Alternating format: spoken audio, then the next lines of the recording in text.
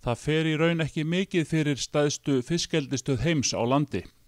Eldisstöð Stolt Seafarm á Reykjanesi þegar orðin 22.000 fermetrar og verður 75.000 fermetrar þegar hún full byggð árið 2018.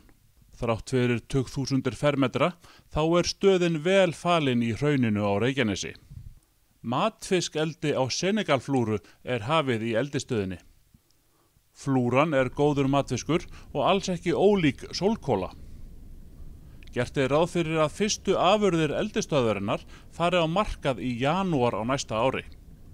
Sjónvarp Víkurfrétta skoðaði eldisstöðina og ræddi við Halldór Sigurðsson framkvæmdastjóra Stolt Seafarm á Reykjanesi. Hins vegar fá áhorfendur ekki að njóta yfirlitsmynda innan úr eldisstöðinni þar sem búnaður hennar iðnaðar leyndarmál. Segðu mér aðeins frá stöðu verkefnisins í dag.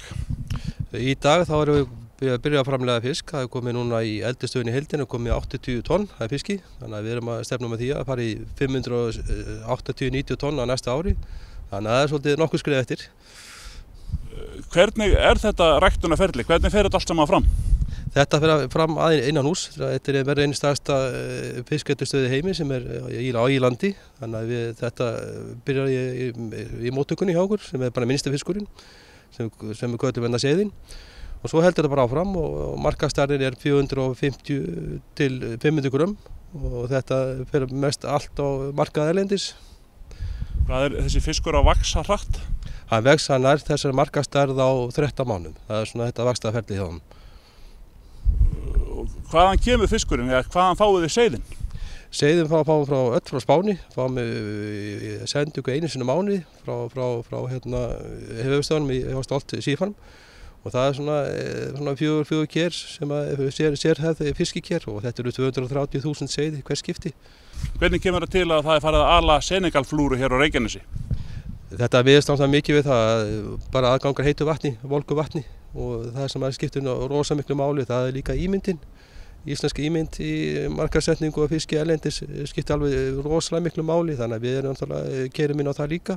Ásamt því að flutningskostnaður minni innan Bandaríkin, við farum nær Bandaríkjamarkaði.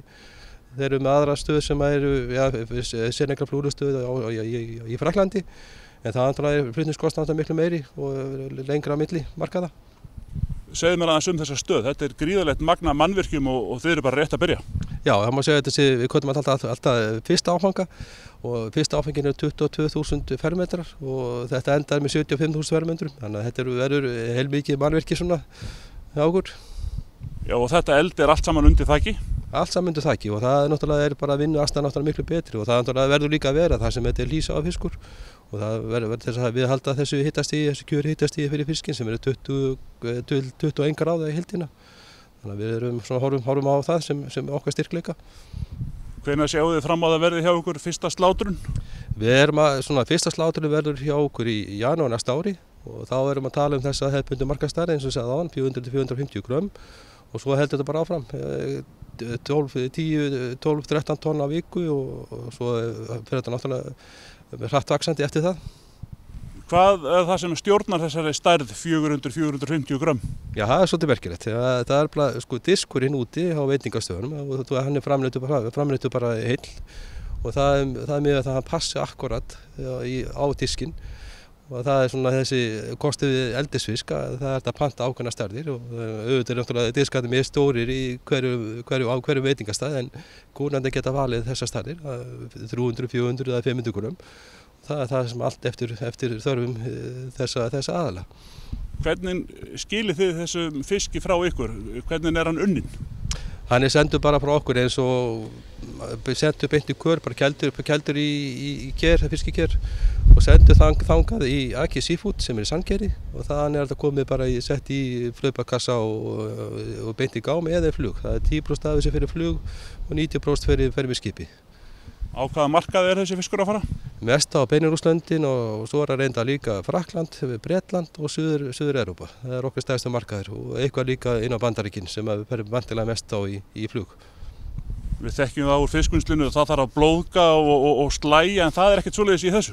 Nei, það svolítið merkilegt líka því það ekki, já, við alveg lausum þetta en fyrir vikið þarf að svelta fiskinn í 2 sólarhringa fyrir pökkunina, þannig að maginn reyndar í þessu fiskunum mjög lítill, langur og mjór, þannig að það tekur frekar stutta tíma að tæma magann. En þetta náttúrulega ferskleiki náttúrulega verður mun betri með þessi aðferð. Staðsetning stöðvarinnar hér á Reykjanesi, hún skiptir miklu máli fyrir ykkur? Já, hún skiptir alveg gríðarlega miklu máli. Það sem fyrsta málið það, við erum mjög nálægt HS Orku sem nýtum affallsvatnið af HS Orku. Og það sem gráðurnar hitastigið þaðan eru 35 gráður og við kjöri hitastigið inn í eldinu eru 21-22 gráður. Þannig að við getum kælt þetta niður með því að nýta líka sjóun sem við notum úr okkur eigin borhólum. Það eru 5 borhólur sem notum af köldum sjó. Þessu síðan blandað saman og það kjöri hitastigið inn í eldinu. Og það nóg framboð af vatni þannig að þið eigi eftir að stækka mikið? Já, það nóg framboð af vatni og þetta er náttúrulega gæðavatn líka. Þetta er ferskt og gott vatn og gott fyrir svona ímyndina sjálfa líka. Hvernig hefur ykkur gengið að fá starfsfólk í stöðina? Nú eru þið náttúrulega ekkert í alfara leið. Nei, ekki alveg, en við fengið bara alveg rosalega góðan hóp af fólki og ég hef fulla trú á því að setja þegar við leiðum stækkun náttúrulega og bætið af fólki að við fáum góða umsækjendur.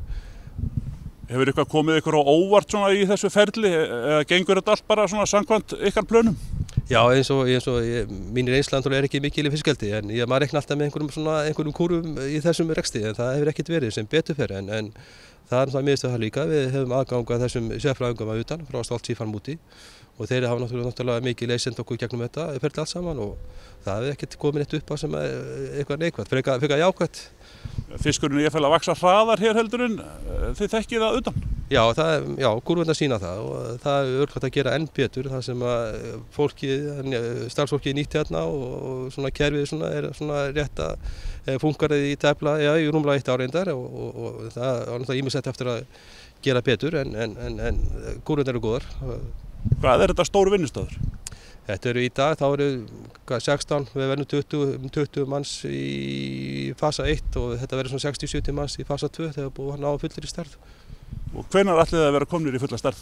Það var með 2018 og það er það sem við erum að þetta er fyrsta bara eins og træli núna sem við segjum bara pröfukeislan og hún hefur gengið mjög vel og það var bara spurning hvernig stækkunum verður, vonandi sem allra fyrst.